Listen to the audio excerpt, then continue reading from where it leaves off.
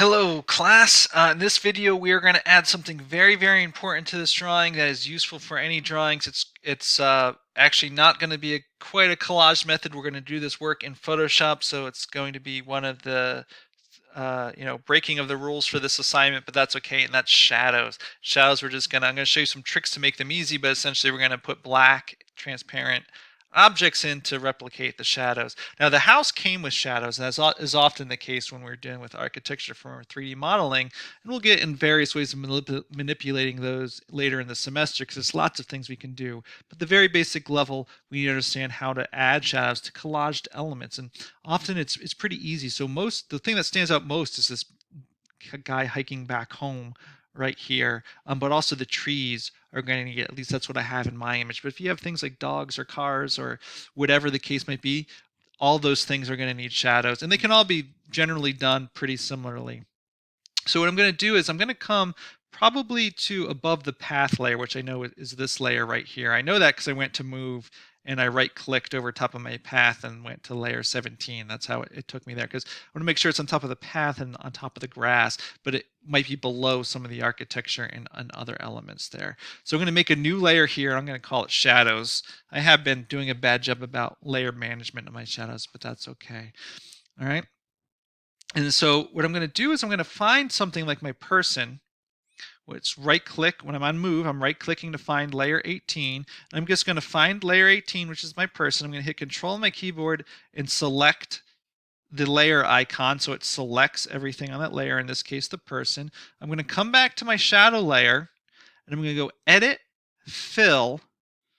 I'm going to change the contents to black and say okay. Now we're not going to notice anything happen but I just painted black right underneath that person, and I can prove it if I come up and find him. I think it was layer 18. If I turn it off, actually it's also below the building, but we can see his feet are black. I'll turn that back on.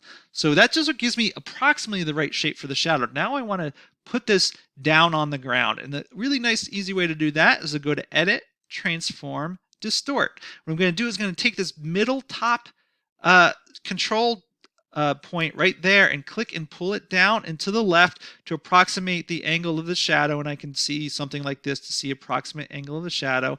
And if the sun is low, he'd be longer, and if the sun is high, it'd be shorter. Whatever the case might be, whatever you think is about right. I think sort of middle distance is probably good for this image. I'll hit enter to set it, and I've got the shadow. Now right now that shadow is too dark, so all I need to go is go to my layer and move my opacity and make it more opaque and sort of match my shadow quality that I have on my building. So I think 57, that looks pretty good, and that starts to set this building right down into there.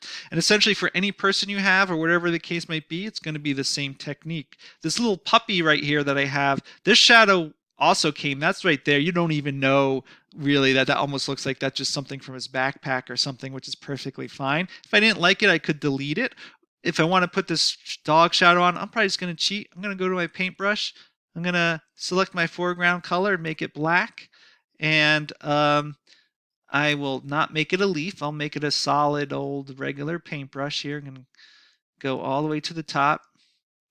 And I'm just going to paint on an area of where that dog might be casting a shadow. Right, just something like that. You're never going to know perfectly. It just sets them down, sort of draws your eye to it. So for whatever elements you have that need shadow, go ahead and add the shadows. The trees basically can be done the same way. I might make a new layer if you want to for it. If not, you don't have to. But this shadow of this tree is going to be behind, so I don't have to worry about it. But if I went to here, I go to tree copy, I can control click, I can go down to my shadow layer, fill black, and I'm only going to get a partial shadow here, but that's all right. Edit, transform, distort. And actually, it's way up here. Maybe I did get the whole tree. We'll see. We'll see. It's only I selected the whole tree, but it only filled. So actually, it only filled the part that was on the screen. So that's okay. I think it's going to be approximate it well enough to sort of get the shadow. The nice thing about trees is I want to get sort of a crinkly edge with some holes in it, but I don't mind the trunk. I often stick off, and I'll come back and I'll delete that later. I'll put the trunk in the middle of the shadow. I'll actually make this not quite so So shrunk off, so something like that. Hit enter, Control D to deselect, and I'll just hit my polygon lasso and cut the trunk off so it doesn't look like it's branched from over there. So just like that, and there we go. I got my tree. If I wanted to duplicate this a little more, I could add more here. I could technically I could argue I should have a shadow way at the top for on top of the building stuff. So I could again just select, oh, you know what, I want the tree to also sort of engage, and I'm just sort of sketching out what I think the tree might do on the building layer. And actually maybe even in here a little bit. I don't want to duplicate my shadow because that won't look quite right, but just sketching out where I think that shadow goes. Just again, it doesn't have to be perfect, but if you know the basic rules about shadows, that's all you need to do. And then I'll go edit, fill, black, take it down to the same transparency or close enough.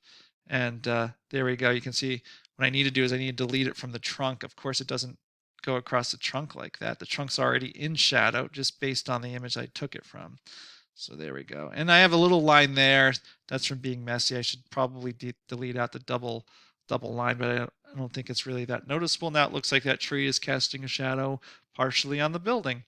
So there we go, just fake in the shadows, just like that. Anything that needs them, you put them on. If you could work if you didn't have them on the building, you can do the same thing for the building. Trace out where the shadow is, fill it with a transparent color, and there you go. Shadows are very important. So that's basically the end of the sort of collage exercises, even though I know that wasn't a collage. There are still some enhancements as you could make to this.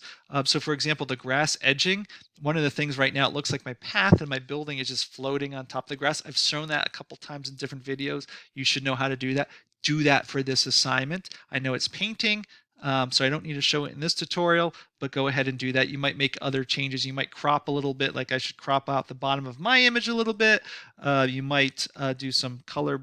You might burn a little bit of color, highlight some areas, play with brightness, contrast, pull things together. Whatever the case might be, you've mostly used collage tools. Now go and enhance this to make this a great drawing. So good luck, and I'll see your work when it's finished.